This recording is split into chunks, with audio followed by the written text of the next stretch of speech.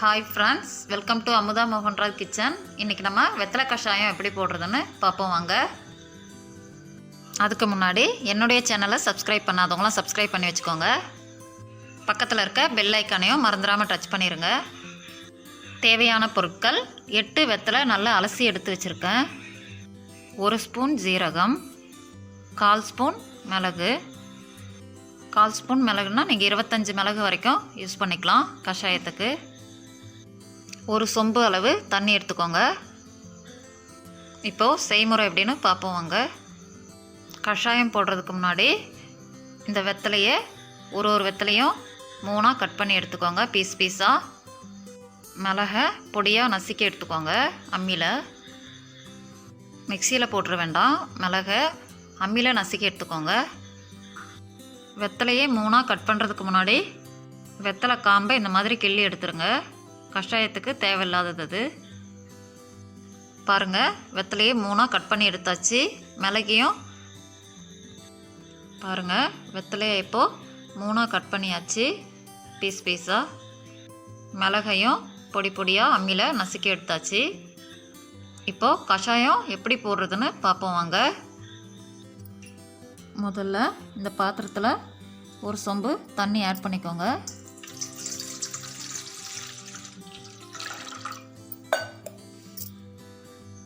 முதல்ல இந்த பாத்திரத்தில் 1 சொம்பு தண்ணி ஆட் பண்ணிக்கோங்க.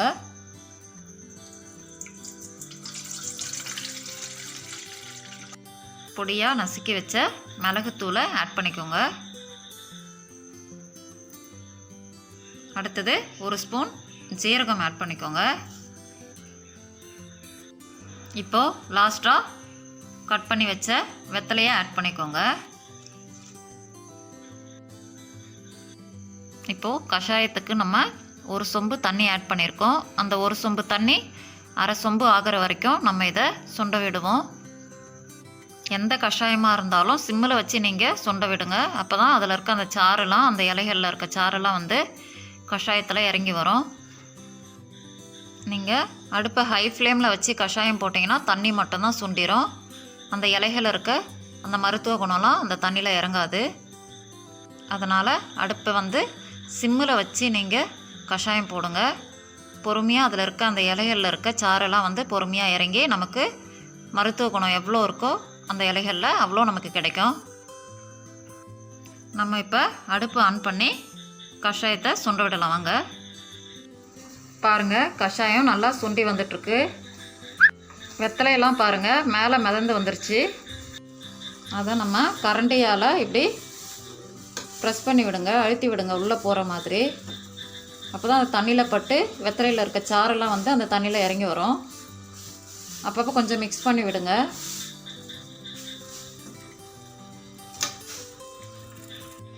கஷாயம் இப்போது ரெடி ஆயிடுச்சு, நம்ம இறக்கிடலாம். இப்போது இந்த மாதிரி ஒரு வடிகட்டி வச்சு வடிகட்டி எடுத்துக்கோங்க. பாருங்கள், வடிகட்டியாச்சு. இப்போது கஷாயம் எவ்வளோ பிளாக்காக இருக்குது பாருங்கள். மொத்த சாரும் இதில் இறங்கிருச்சு. இப்போது வெத்தலையோட சாறு, மிளகோட சாறு, ஜீரகத்தோட சாறு இதில் நல்லாவே இறங்கியிருக்கு. இது வரைக்கும் நம்ம என்னென்ன பொருள்லாம் வச்சு எப்படி இந்த கஷாயம் போடுறதுன்னு நம்ம பார்த்தோம். இப்போது இந்த கஷாயத்துடைய நன்மைகள் என்னென்ன பார்க்கலாம் வாங்க. இந்த வெத்தலை கஷாயம் நீங்கள் நான் சொன்ன மெத்தடில் போட்டு வாரத்தில் 2 நாள் அல்லது 3 நாள் போட்டு குடிச்சிட்டு வந்துட்டு இருந்தீங்கன்னா நம்ம உடலில் உள்ள தேவையில்லாத கெட்ட நீரெல்லாம் வெளியேற்றிடும். அப்புறம் நம்ம உடலில் தேவையில்லாத கொழுப்புகளெல்லாம் அகற்றிடும். இது இந்த வெத்தலை கஷாயத்தில் நமக்கு இவ்வளோதான் நன்மைகள் இருக்குதுன்னு நம்மளால் சொல்லவே முடியாது. ஏன்னா அவ்வளோ நன்மைகள் இந்த வெத்தலை கஷாயத்தில் இருக்குது. ஐஸ்கிரீம் சாப்பிட்ருப்பீங்க, இல்லை மழையில் நனைஞ்சிருப்பீங்க, இல்லை இன்றைக்கி ஃபுல்லும் தண்ணியில் வேலை செய்கிற மாதிரி இருக்கும். அப்புறம் கோல்டான ஐட்டம்ஸ் ஏதாவது சாப்பிட்ருப்பீங்க. நமக்கு அதோடைய சைடு எஃபெக்ட்ஸ்லாம் என்னென்ன ஆகும்னா தலைவலிக்கும், காய்ச்சல், இருமல், சளி, கோல்டு இது எதுவுமே வந்துட்டு இந்த கஷாயம் போட்டு குடிச்சிங்கன்னா அதெல்லாம் வராமல் நம்ம தவிர்க்கலாம். உள்காய்ச்சலாக இருந்தாலும் சரி, காய்ச்சலாக இருந்தாலும் சரி, உங்களுக்கு அந்த மாதிரி காய்ச்சல் வரப்போகுது அதுக்கு முன்னாடியே நீங்கள் ஃபீல் பண்ணுற மாதிரி இருந்தால், காய்ச்சல் வர மாதிரி ஃபீல் பண்ணுற மாதிரி இருந்தால் உடனே நீங்கள் வெத்தலையை வாங்கிட்டு வந்து இந்த மெத்தடில் கஷாயம் போட்டு குடிச்சிருங்க. கண்டிப்பாக உங்களுக்கு 1/2 அன் ஹவரில் நல்லாவே ரிசல்ட் கிடைக்கும். நிறைய பேருக்கு இந்த வெத்தலையில் இவ்வளோ நன்மைகள் இருக்குன்றது தெரியாமையே இருக்கும். இந்த கஷாயத்தில் வந்து நம்ம 3 பொருள் சேர்த்துருக்கோம். 3 பொருளுமே வந்து நல்ல மூலிகை பொருள்னு சொல்லலாம். இதில் வெத்தலை எடுத்துட்டிங்கன்னா செரிமான பிரச்சனைக்கு ஒரு நல்ல தீர்வுன்னு சொல்லலாம். வெத்தலை நம்ம உடலில் தேவையில்லாத கொழுப்புகளை வெளியேற்றிடும். இன்னும் நிறைய பல நன்மைகள் இருக்குது வெத்தலையால். எனக்கு தெரிஞ்சது சிலதை நான் சொல்லியிருக்கேன் உங்களுக்கு. வெத்தலையில் இவ்வளோ நன்மைகள் இருந்ததுனால தான் அந்த காலத்தில் தாத்தா பாட்டிங்கெல்லாம் வெத்தலை போடுவாங்க. சாப்பிட்டு முடிச்சதுமே நைட்டில் 10 மணி ஆனாலும் வெத்தலை போட்டு முடிச்சுட்டு தான் தூங்குவாங்க. அதனால தான் அந்த காலத்துலலாம் தாத்தா பாட்டிங்கெல்லாம் 100 வயசு தாண்டியும் ஆரோக்கியமாக இருந்துட்டு போனாங்க. அவ்வளோ நன்மைகள் இருக்குது வெத்தலையில். அடுத்தது மிளகு எடுத்துக்கிட்டிங்கன்னா, மிளகு வந்துட்டு விஷத்தை முறிக்கக்கூடிய தன்மை மிளகுக்கு உண்டு. அதாவது சிம்பிளாக சொல்ல போனால் அந்த காலத்தில் பாட்டி தாத்தாலாம் சொல்லி நீங்கள் கேள்விப்பட்டிருப்பீங்க. நம்ம பக்கத்தில் நம்ம உயிரை கொல்லக்கூடிய பாம்பு, தேள், பூரான் இந்த மாதிரி விஷப்பூச்சிகள் பக்கத்துலேயே இருந்தாலுமே வந்துட்டு அந்த காலத்தில் பெரியவங்க சொல்லுவாங்க, அதான் நம்ம கிட்ட மிளகு இருக்கே, எதுக்கு நம்ம பயப்படணும் அப்படின்னு சொல்லுவாங்க. கேள்விப்பட்டிருப்பீங்க நீங்கள். அந்த அளவுக்கு இந்த மிளகுல விஷத்தை முறிக்கக்கூடிய சக்தி இருக்கு. அடுத்தது ஜீரகம். இது நம்ம உடல்ல தேவையில்லாத கெட்ட நீர்கள் எல்லாம் வெளியேற்றிடும். இதுவும் வந்துட்டு நம்ம உடல்ல தேவையில்லாத கொழுப்புகள் எல்லாம் கரைச்சி வெளியேற்றிடும். ஜீரகமும் செரிமான பிரச்சனைக்கு ஒரு நல்ல அருமருந்துன்னு சொல்லலாம். நம்ம ஜீரகம் வந்துட்டு வீட்டிலே நார்மலாக ஜீரகம் தண்ணி போட்டு ஒரு நாள் விட்டு ஒரு நாள் குடிச்சிட்டே வந்தோம்னா ஃபேட்லாம் தேவையில்லாத ஃபேட்லாம் எடுத்துரும். ரொம்ப ஃபேட்டாக இருக்கவங்க ஃபீல் பண்ணிங்கன்னா இந்த ஜீரக தண்ணி போட்டு நீங்கள் ஒரு நாள் விட்டு ஒரு நாள் குடிச்சிட்டு வந்தீங்கன்னா நல்லாவே ஃபிட்டாக மெலிஞ்சு வந்துடுவீங்க. இது எல்லாமே வந்துட்டு அனுபவபூர்வமான உண்மைகள் ஃப்ரெண்ட்ஸ்.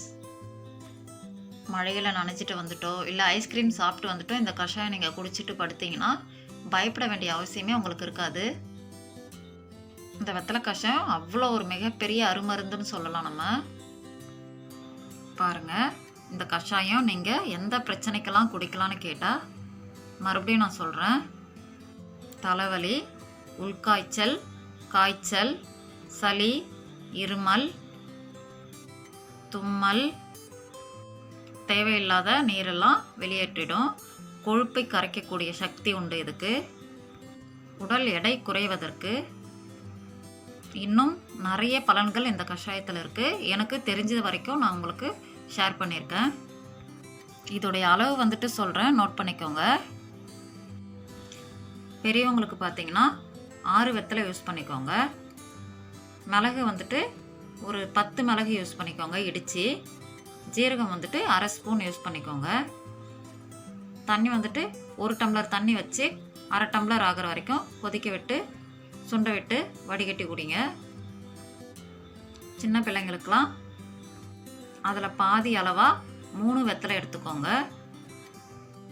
1/4 ஸ்பூன் ஜீரகம், 5 மிளகு இடித்து போட்டு யூஸ் பண்ணிக்கோங்க. தண்ணி 1/2 டம்ளர் எடுத்துட்டு 1/4 டம்ளர் ஆகிற வரைக்கும் சுண்ட விட்டு வடிகட்டி கொடுங்க குழந்தைங்களுக்கு. அதாவது உங்களுக்கு இந்த அறிகுறிகள் இருந்தால் மட்டும்தான் இந்த கஷாயம் குடிக்கணும்னு இல்லை. வாரத்தில் 2 நாள் நீங்கள் நார்மலாகவே இதை போட்டு குடிச்சிங்கன்னா சொன்ன இந்த சிம்டம்ஸ் எதுவுமே உங்களுக்கு வரப்போகிறது கூட உங்களுக்கு தவிர்க்கும். கண்டிப்பாக வீட்டில் நீங்கள் யூஸ் பண்ணி பார்த்துட்டு ரிசல்ட் எப்படி இருக்குன்னு கமெண்ட்ஸில் வந்து எனக்கு கண்டிப்பாக சொல்லுங்கள். இந்த வீடியோ உங்களுக்கு பிடிச்சிருந்தால் லைக் பண்ணுங்கள், ஷேர் பண்ணுங்கள், கமெண்ட் பண்ணுங்கள் அண்ட் சப்ஸ்கிரைப் பண்ணுங்கள். மறந்துடாமல் பக்கத்தில் இருக்க பெல் ஐக்கானையும் டச் பண்ணிடுங்க. Take care, bye friends.